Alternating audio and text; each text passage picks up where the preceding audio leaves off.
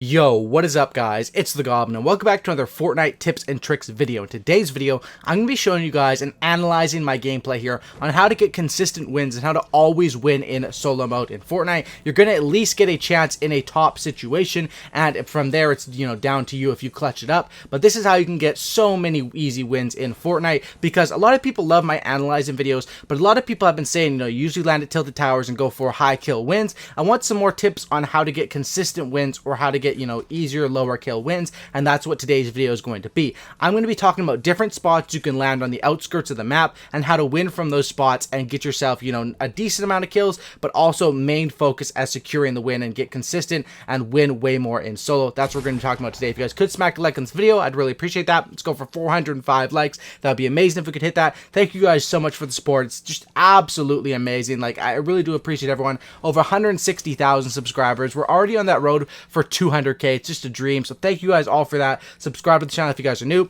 Let's analyze this gameplay. Now, this is my favorite spot to land in the game if I want to go for a win. The reason why is this place is not named on the map. It's sort of the factories by Flush Factory. That's what I call it. There's no name for it. I don't know what you guys call it, but that's what me and my friends call it, because there really is no name for this area. The reasoning behind this is, number one, it's so easy to get wins from here because, number one, there is a plethora of loot. Number two, it's on the outskirts of the map, so not that many people go there. Number three, there's a bunch of wood stacks. You can usually get some good farm from here. Just everything about this location is really good, and it is kind of unknown. You see here in this gameplay, I fight two people, and now I have it all to myself.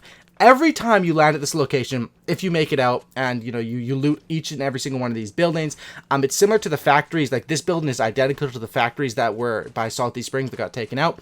I always come out of here with all the loot that I need for the game. 100, 100 shield, extra shields, every single thing like that. And for people who want to get more consistent wins, of course my analyze videos where I land at tilted towers and I go for high kills, those are entertaining, and that's how I like to play. I usually like to win with 10 to 20 kills. This game is a little bit less, but this is how you can play if you want to, if you really care about winning and you want to get wins with also getting a decent amount of kills. Now, the best landing spots to play this sort of play style is, this is probably my favorite landing spot. However, the only time I wouldn't recommend landing here is when the bus is right over it, like where it's coming in right above it, right at the start of the bus's route.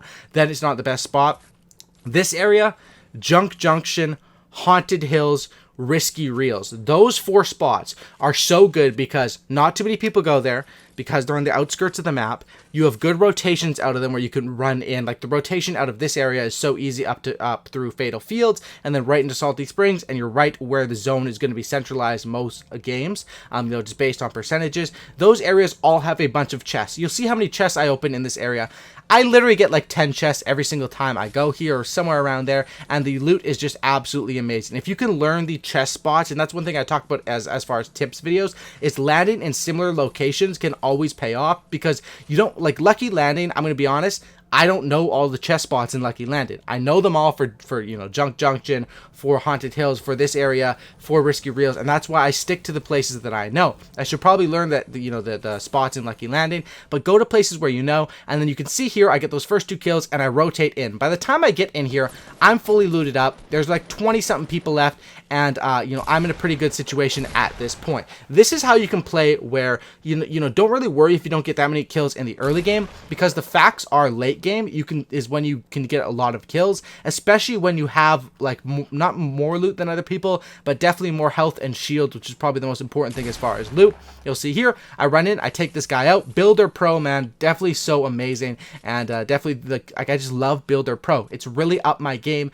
I'm also trying I know a lot of people ask me about sensitivity. I've used 5.5 for like traditionally always, but I've upped it and I started using 6.6 just the other day. I'm practicing with that. I don't know how I feel about it so far. I'm liking it, and that's one tip I've talked about when sensitivity is here I get sniped right here, but as far as sensitivity, you can go up as long as your accuracy is good. I'm sort of playing around with it right now, but I really like that 5 or 6 range. Now here I get sniped, I take my time, I health regen. I really don't know where this guy is. Now this mid game is probably the part where you're going to want to pick up a couple of kills and pick up some really good loot, because sure, coming out of those 10 chests you open or whatever at the factories, you're probably going to have good shield and good weapons. You might not have the best weaponry. Now here I pick up a burst, which is the brand new burst weapon, which I'm really liking so far. You guys let me know in the comment section down below what you guys are thinking as far as that rifle. I know there's the debate if the Scar is better or the burst rifle. I did a poll on it on my community tab on my channel. Let me know in the comments which one is better.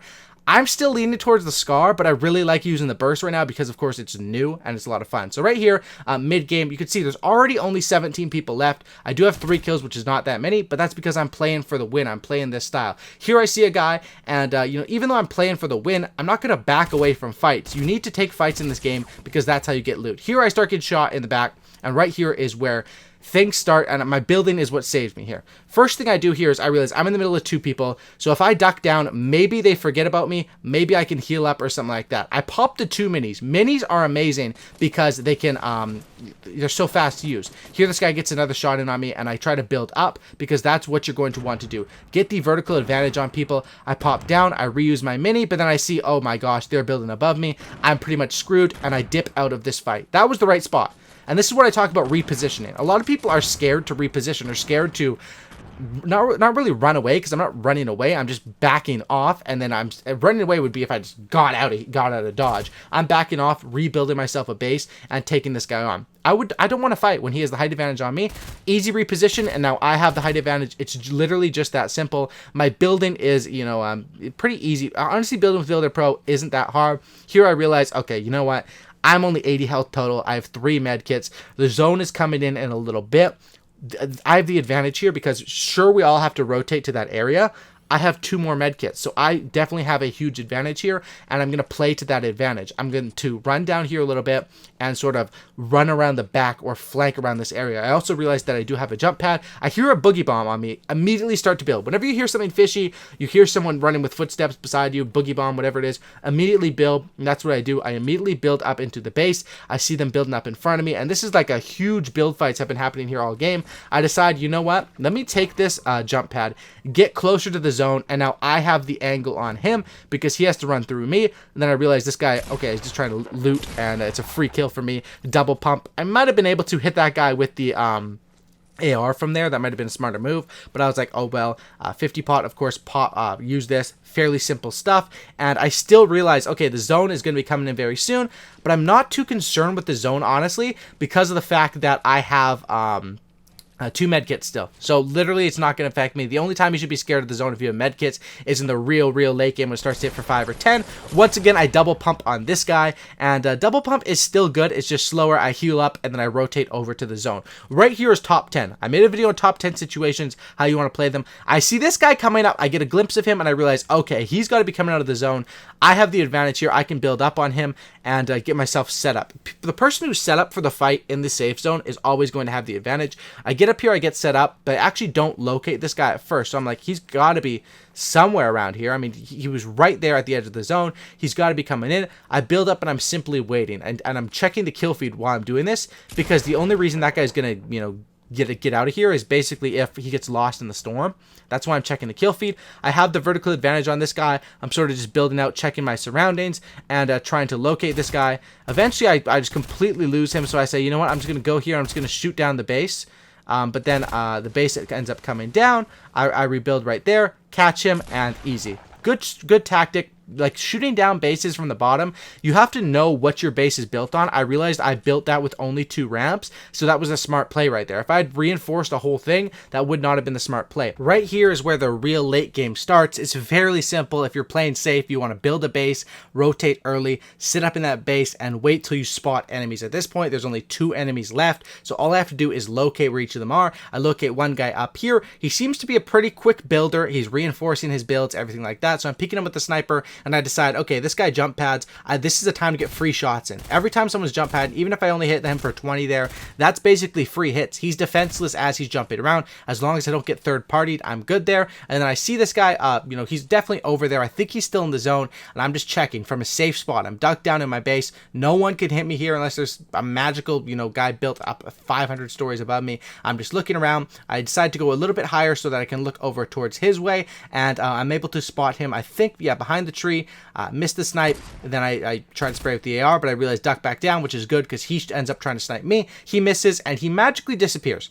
I'm pretty sure he disconnected because at this point I was confused in the game as to what happened. I was genuinely confused. I think he disconnected because I saw nothing in the kill feed. So I was like, okay, I really don't know what's happening at this point. Now it's easy 1v1. I just sit up in my perch. I spot the last guy, see him to be a no skin, which here I judge the player based on the fact that he is a no skin, which can, go back to bite you sometimes. Usually it turns out to be true though. The people with the, the signature try hard skins, if you see a Skull Trooper or, an Omega level 100 guy, you want to play a little bit safer. I decided, you know what, let's rush him. He builds decently, hit him in the head with that tac shotgun, and that's how you get the win. Playing from the outskirts and moving in is how you can secure a bunch more solo wins and up your win percentage fairly easily. Thanks for watching, guys. Smack a like, subscribe to the channel if you guys are new, and have a great night. I'm out. Peace.